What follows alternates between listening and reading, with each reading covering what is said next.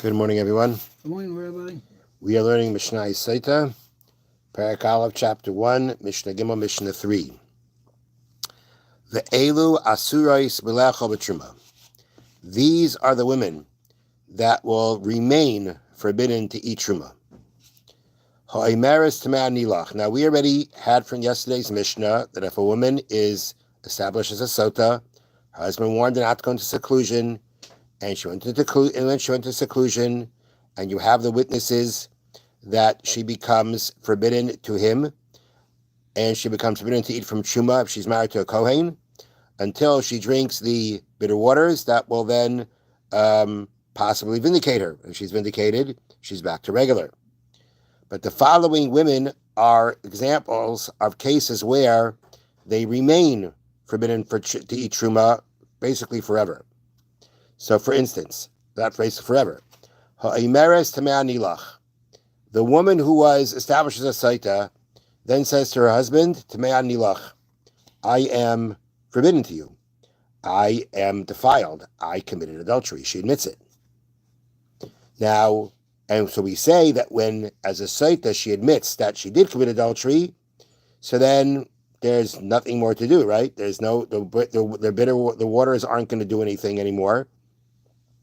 And she's never been vindicated in any way, and therefore she's going to remain forbidden to eat truma, because the wife of any kohen who commits adultery doesn't eat truma. Now, in this case, essentially, if a woman says to her husband, "I committed adultery," she's not believed. You need witnesses to the fact. But over here, by Sotah, that she's already a Sotah, which means she's already behaved in a way that leads us to believe that she would commit adultery. When she says she did, then the mehamarim, the bitter waters, aren't going to do anything in her anymore. She can't be checked out anymore, and therefore she will remain forbidden to eat truma. Now, when we say she's forbidden to eat truma, we're saying is that let's say a woman is a daughter of a kohen, and she marries a non-kohen, and she gets divorced, and she gets or she becomes widowed, and she has no children from that man. She goes back to her father's house and eats truma. In this case, if she goes back to her now, at the end of the day, the husband is going to give her a get. I mean, they were married. It's not like the fact that now she's a Sotah or she admitted she committed adultery, now she's just not married anymore. She needs a get. So she's going to get a get, and if she has no children from this man, she's going to go back to her father's house. Can she eat truma? No, she can't. Because at the end of the day, being established as a Sotah and not in any way being able to really clarify that she did not commit adultery, and on the contrary, here she admits, and even more rather, in here she admits that she committed adultery, that she is invalidated from truma in any way. So that's the first example. The Sotah said that she committed adultery. V'shabo eidim shi tameya. Witnesses came that she committed adultery.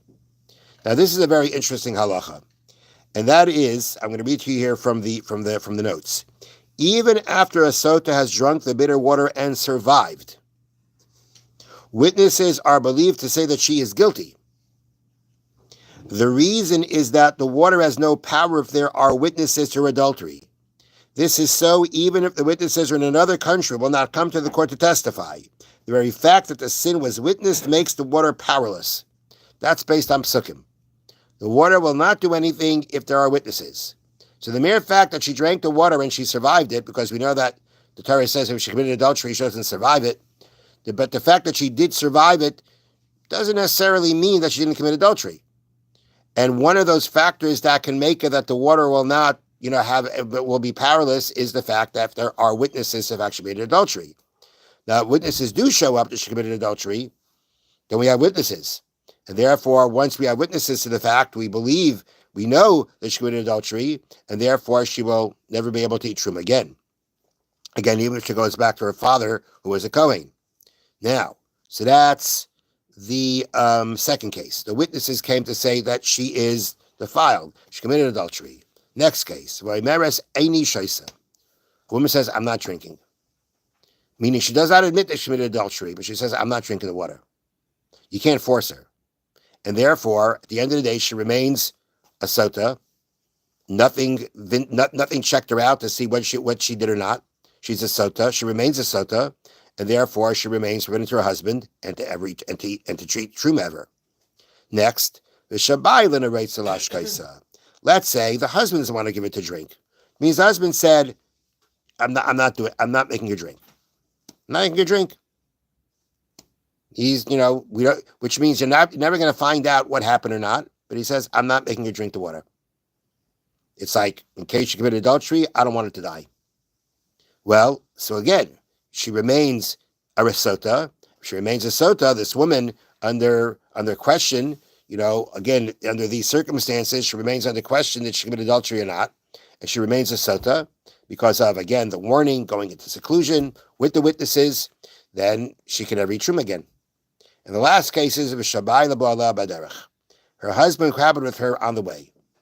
Why exactly the Mishna use this kind of case? But the point is that, I guess it could be saying that even if it goes this far, but the halacha is that once a woman is a sotah, as we said, the husband and her cannot cohabit.